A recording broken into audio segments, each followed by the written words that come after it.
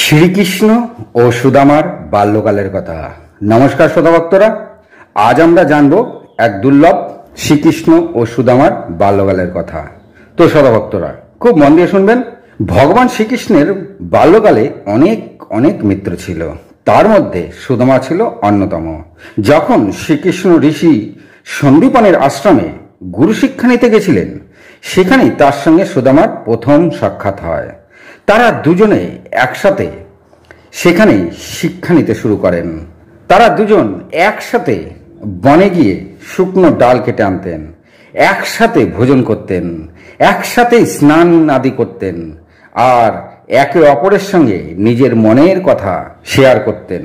তো একবার তারা দুজন একসাথে বনে ডাল কাটতে গেছিলেন। তখন ডাল কাটার পরে তারা বিশ্রাম নেবার জন্য একটি গাছের ছায়ায় বসে বিশ্রাম করছিলেন। তখন সুদামা বললেন, হে কৃষ্ণ, মায়া কি? আমি মায়ার দর্শন করতে চাই। তখন শ্রীকৃষ্ণ বললেন, এখন নয় বন্ধু, পরে কখনো বলবো।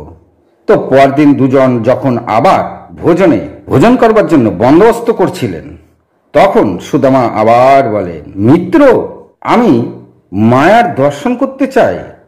তখন শ্রীকৃষ্ণ তার কথার কোনো উত্তর না দিয়ে বললেন, চলো আগে নদীতে স্নান করে আসি। তারপরে তারা দুজন গোমতী নদীর তটে এসে নিজেদের বস্ত্র আদি খুলে দুজন একসাথে নদীতে স্নান করতে নেমে গেলেন। সেখানে শ্রীকৃষ্ণ দুবার ডুব দিয়ে স্নান করে তটে এসে আবার বস্ত্র পরে নিলেন। আর এদিকে সুদামা তখনও নদীতে স্নান করছেন। তিনি দেখলেন শ্রীকৃষ্ণর স্নান হয়ে গেছে। তখন সেও চিন্তা করল, আমি আর একটি ডুব দিয়েই উঠে পড়ি। আর যখন সুদামা ডুব দিলেন, ভগবান শ্রীকৃষ্ণ চিন্তা করলেন, এটাই সঠিক সময় সুদামাকে মায়া দেখানোর। তো শ্রোতা ভক্তরা খুব মন দিয়ে শুনুন। সুদামা দেখতে পেলেন যে নদীতে হঠাৎ বান এসেছে, সে বানে নদীর জলে ভেসে যাচ্ছে। সুদামা তখন সাঁতার কেটে নদী থেকে বের হবার জন্য অনেক চেষ্টা করতে থাকলেন, কিন্তু কিছুতেই তিনি সেই নদী থেকে বেরোতে পারছিলেন না। শেষমেশ তিনি নদীর অন্য তটে সাঁতার কেটে কোনো রকমে নদীর তটে উঠে নিজের প্রাণটি বাঁচালেন। তখন সুদামা চিন্তা করলেন, এটা আবার কোন জায়গা? যাক, প্রাণটা তো বেঁচেছে। এবার সুদামা সেখান থেকে উঠে চলতে চলতে সে একটি গ্রামে এসে উপস্থিত হলো। তখন সুদামা দেখলেন একটি হাতি, এই হাতি তার সুরে একটি ফুলের মালা নিয়ে তার দিকে এগিয়ে আসছেন। আর হাতিটি হঠাৎ করে ওই ফুলের মালা সুদামার গলায় পরিয়ে দিলেন। আর সুদামা আশ্চর্য হয়ে গেলেন, আর তিনি চিন্তা করলেন, এটা আবার কি হলো? আর তখন তিনি দেখলেন হাতির পেছনে পেছনে অনেক লোক একসাথে ঢাক ঢোল পিটিয়ে বাজনা বাজিয়ে তার দিকেই আসছেন। তখন সেই লোকেদের মধ্যে একজন প্রবীণ লোক বললেন, মহারাজের জয় হোক। তারপর তাদের মধ্যে একজন প্রধান ব্যক্তি এসে সুদামাকে বললেন, আমাদের মহারাজ মারা গেছে, আর আমাদের এখানে প্রথা অনুযায়ী হাতি যাকে মালা পরিয়ে দেবেন সেই হবে আমাদের পরবর্তী মহারাজ। এই জন্য আজ থেকে আপনি আমাদের মহারাজ। সুদামাকে এই কথা বলতেই সুদামা আশ্চর্য হয়ে গেলেন। তারপরে তারা সবাই মহা ধুমধাম করে সুদামাকে নিয়ে তাদের রাজপ্রাসাদে নিয়ে গিয়ে সেই রাজা রাজ সিংহাসনে বসিয়ে দিলেন। তারপরে তারা সবাই মিলে সুদামার অভিষেক করিয়ে দিলেন। আর সুদামা ভাবলেন, এটা কোনো স্বপ্ন নয় তো। এইভাবে বেশ কিছু কাল কেটে গেল। তারপরে তারা সবাই মিলে সুদামার জন্য একটি খুবই সুন্দরী রাজকন্যা দেখে তার সঙ্গে বিবাহ করিয়ে দিলেন। এই বিবাহের দিন সেখানকার প্রজারা মহা ধুমধাম করে খুব উৎসব পালন করলো। এরপর আরো কিছুকাল কেটে গেল। সুদামার স্ত্রীর একসাথে দুই পুত্রের জন্ম দিলেন। একদিন আচমকা সুদামার স্ত্রী রোগগ্রস্ত হয়ে পড়লেন। সুদামা তখন নানা বৈদ্য দিয়ে তার রোগ সারানোর চেষ্টা করতে থাকলেন, কিন্তু তার স্ত্রীর রোগ ঠিক হলো না। তারপরে একদিন তার স্ত্রী ধীরে ধীরে মৃত্যুর কোলে ঢলে পড়ল। সুদামা এতে খুবই দুঃখী ও মন মরা হয়ে রইলেন। শেষে তার দু চোখ দিয়ে জল বেরোতে থাকলো।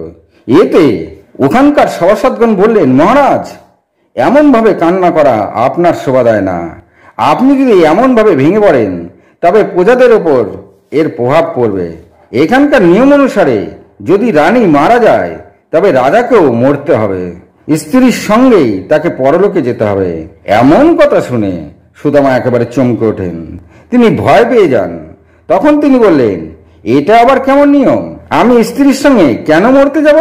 তখন সভাসদগণ আরেকজন বললেন, এটা এখানকার নিয়ম, আপনাকে মরতেই হবে। তখন সুদামা স্ত্রীর জন্য যে দুঃখী ছিল সেই দুঃখ তার তিনি ভুলেই গেলেন। তিনি এখন নিজের জীবনের চিন্তা করতে থাকলেন। তখন তিনি আবার বললেন, আমি তো এই মায়াপুরের বাসিন্দাই নই, তাহলে এখানকার নিয়ম আমার উপর কেন থাকবে? তখন সুদামার সেই কথায় সেখানকার প্রজারা কোনো আমলই দিল না।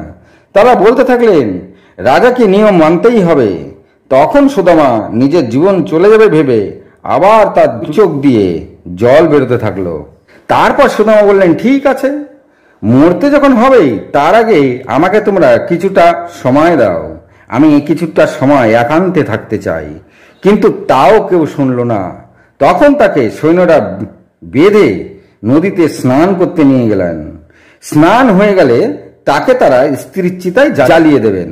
সুদামার তখন হাত পা কাঁপতে থাকে। তাকে হাত পা বেঁধে নদীতে ডুব দিয়ে আলেন। যেই তিনি ওই নদী থেকে উঠলেন তখন তিনি আশ্চর্য হয়ে গেলেন, কোথায় সৈন্য? এই যে নদীর তটে স্বয়ং শ্রীকৃষ্ণ দাঁড়িয়ে তার দিকেই মিটিমিটি দৃষ্টি দিয়ে হাসছেন। আর এদিকে সুদামা কান্না করতে করতে নদী থেকে উঠে এলেন। আর স্বয়ং ভগবান শ্রীকৃষ্ণ সব জেনেও তাকে আবার প্রশ্ন করলেন, সুদামা, তুমি কাঁদছো কেন? কাঁদতে কাঁদতেই বলতে থাকলেন, আরে আমি তো কিছুই বুঝছি না। তুমি যে এখানে দাঁড়িয়ে আছো তা কি সত্য, নাকি আমি যেখান থেকে এলাম তা সত্য? তখন শ্রীকৃষ্ণ দুষ্টু মিষ্টি হাসি দিয়ে বললেন, তুমি যে আমার কাছে প্রশ্ন করেছিলে তা পেলে নাকি? তখন সুদামার সেসব কিছুই মনে নেই। তিনি বললেন, কিসের প্রশ্ন? তখন ভগবান শ্রীকৃষ্ণ বললেন, তুমি যে আমার মায়ার দর্শন করতে চেয়েছিলে তার দর্শন কি পেলে?